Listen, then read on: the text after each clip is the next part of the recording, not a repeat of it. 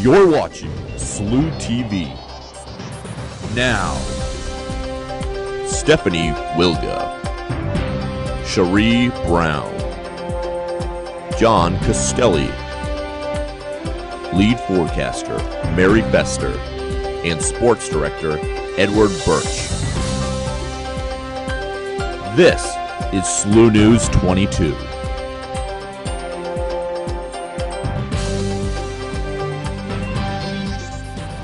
Everyone, and thanks for joining us. I'm John Castelli. And I'm Stephanie Wilga. In tonight's newscast, we'll give you exclusive coverage of the grand opening of the Chaifetz Arena. Plus, I'll give you some tips on how to stay safe in the sun. And we'll tell you what General Wesley Clark had to say while he was here. But first, our top story.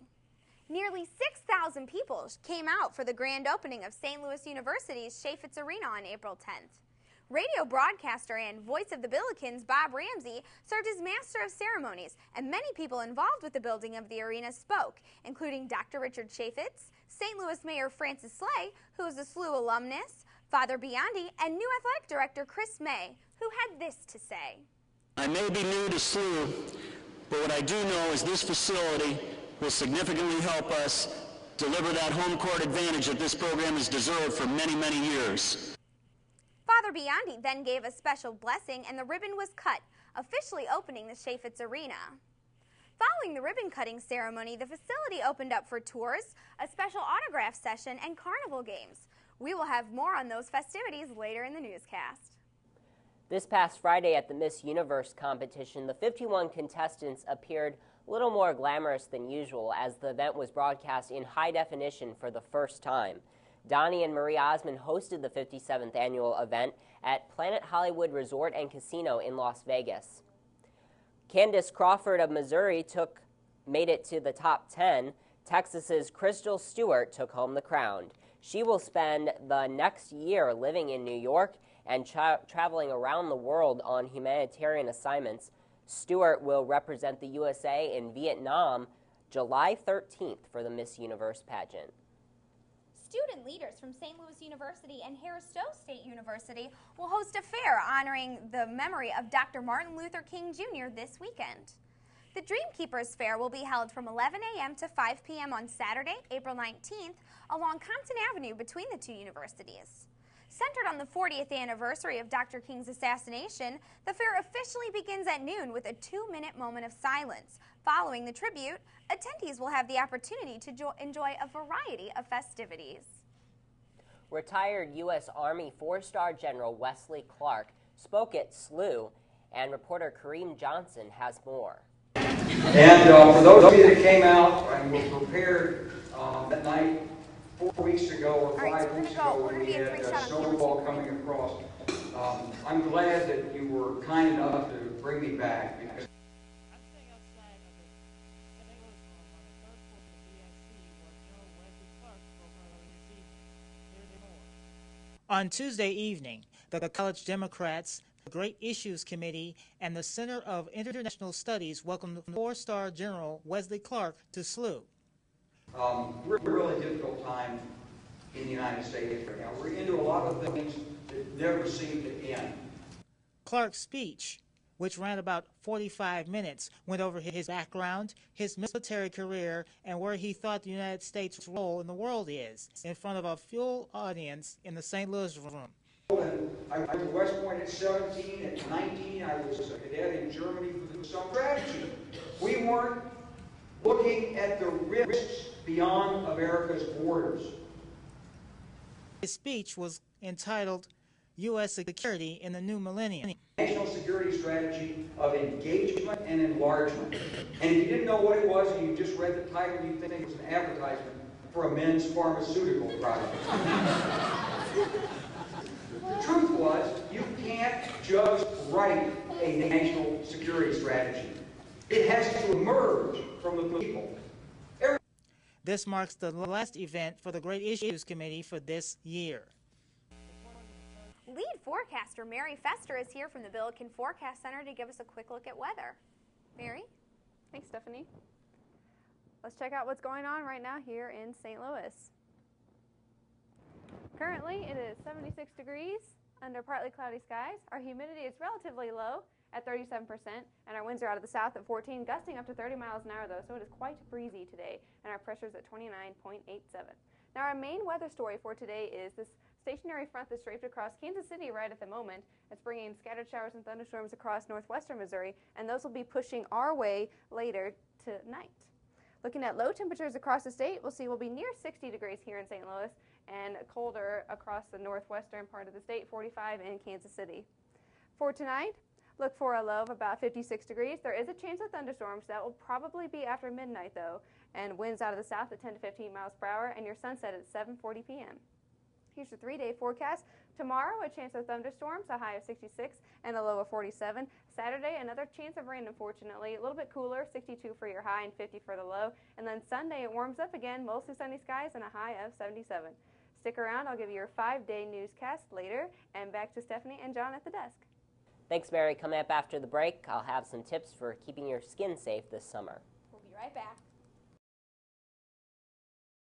Welcome back, SLU. The festivities were a sight to be seen during the arena grand opening at Chaifetz. We went to take a closer look. Here's more. Stephanie Wilga here from SLU News 22 at the grand opening of the Chaifetz Arena. As you can see behind me, it's quite a zoo and the festivities are just getting going. I'm here on the main level where all the action happens. As you can see, there's no main jumbotron, but there are 4 separate screens in order to provide versatility for the events they can hold here. Also, another noted feature is the LED ribbon board that runs around the circumference of the arena. During basketball games, the arena can hold up to 10,600 people, but for concerts and other events, maybe less due to the setup. I'm going to take it up to John Castelli upstairs. I'm John Castelli on the concourse level by one of the main entrances. Behind me, fans can get autographs from current and former Billiken players and coaches, plus purchase Billiken merchandise at the fan store. Free concessions are being given away, and there are face painting, games, and also balloon animals for the kids. Now let's take it up to the suite level. Well, it's been a fun afternoon here in the Chaifetz. For SLU News 22, I'm Stephanie Wilga. And I'm John Castelli. Thanks for watching. In St. Louis news, Adrian Renard Mabry was charged with assault for shooting a mail carrier twice who was making his rounds on April 14th. Mabry lives on the mailman's route and was charged with first-degree assault, armed criminal action, and unlawful use of a weapon. Terry Markham remains hospitalized in fair condition. The school year is almost over, and that means students will be going to the pool, the beach, and on vacation. But a health issue that doesn't always get enough attention has to do with your body's largest organ, your skin. Tanning has become a fashion statement among our generation, but its damaging effects can last a lifetime. Tonight, we bring you some tips on staying safe in the sun. The sun emits ultraviolet rays, which are a type of radiation above the visible spectrum. Exposure to UV light, whether from sun or tanning beds, damages the DNA of skin cells called keratinocytes. When the cells are unable to repair their DNA, they can become cancerous. The 2 main kinds of skin cancer are carcinoma and melanoma. Carcinomas usually do not spread. Melanoma does spread and is the deadliest form of skin cancer. Dermatologist Dr. Nicole Burkemper of St. Louis University Medical Center advises her patients to limit sun exposure and use sunscreen. A sunscreen with an SPF of 30 works well for most people, but there are 2 forms of UV radiation you need to worry about. UVA rays cause wrinkles and sunspots, while UVB rays are thought to be the major cause of skin cancer. SPF only refers to the product's protection against UVB rays, so when choosing a sunscreen, find one that also offers UVA protection. Many sunbathers think getting a base tan will help, but any tanning damages your skin, and a base tan provides no more than an SPF of 10. So if you want that sun-kissed glow, try a self-tanning product instead. Yes, those are boats and kayaks. And I just want to mention also, tanning beds only emit UVA rays, so they're going to be responsible for really aging your skin. And another thing, too, you can get titanium or zinc oxide now that doesn't turn your nose white. So hopefully people will keep all that in mind when they head out into the sun. Well, I will definitely be taking a trip to Walgreens to stock up on my summer skin needs. Thanks, John. It finally feels like spring again here in St. Louis after a chilly winter-like weekend. However, the spring season can bring severe weather with it.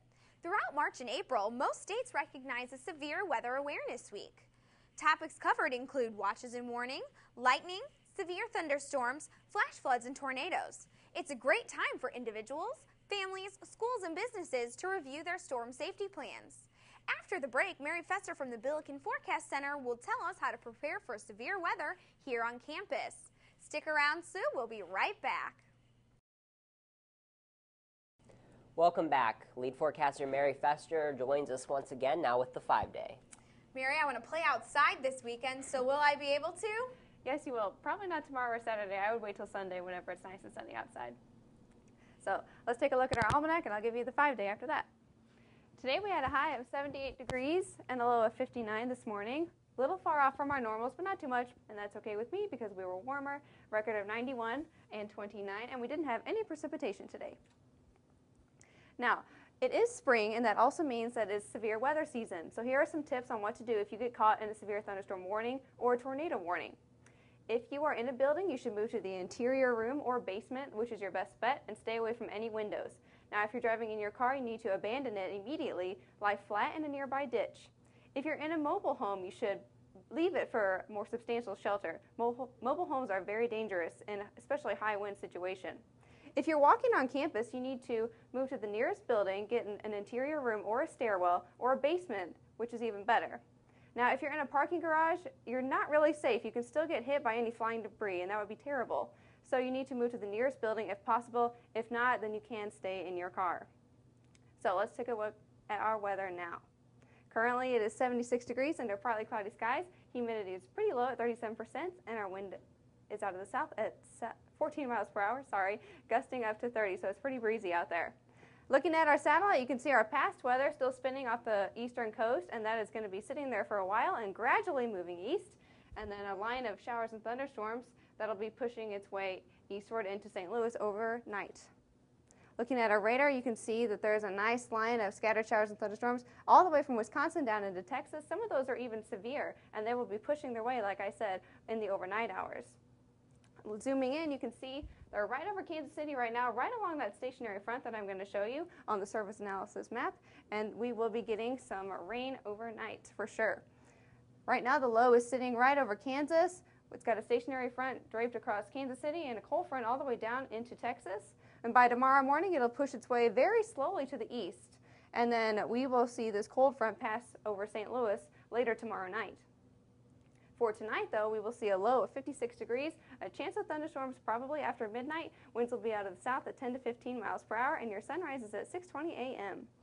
For your 5-day forecast, tomorrow, again, a chance of thunderstorms throughout the day, a high of 66 and a low of 47. Saturday, cloudy and a chance of rain, high of 62 and a low of 50. Sunday, mostly sunny skies, warms all the way up to 77 degrees and a low of 58. Monday, partly cloudy, high of 78 and a low of 58. And Tuesday, warmest day of the week probably, might even hit 80. High of 79, though, and a low of 57 with a chance of rain. All right, thanks, Mary. Well, we've been having a really amplified jet stream lately where we've been having some huge ridges and some huge troughs, been having a lot of sharp transitions. Is that going to continue now?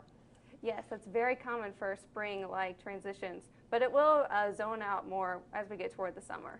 Sounds good. Yeah. Thanks, Mary. Thank you.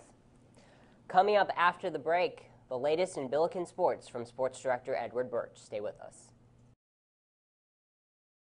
With us now is Sports Director Edward Burch to give us the latest in what's going on in Billiken sports. Edward? Well, thank you, Stephanie. Well, now that Stephanie and John have showed you the upper levels of Chaifetz, I want to take you down below to show you what else the new arena has to offer SLU athletics. I wanted to get a look at all the new things that Chaifetz has to offer that the students aren't able to see.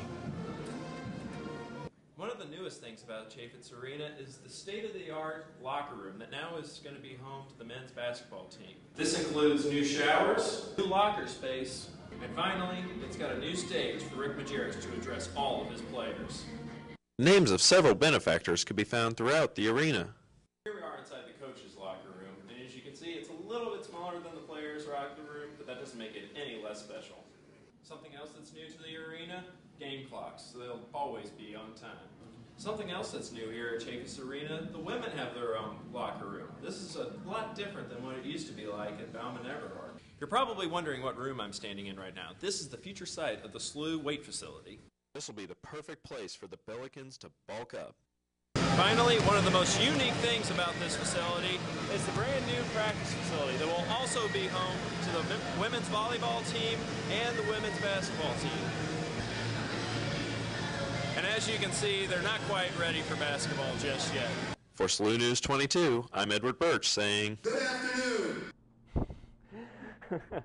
Well, my 3-hour tour got cut just a little short there, as you can tell, but on to Billiken sports.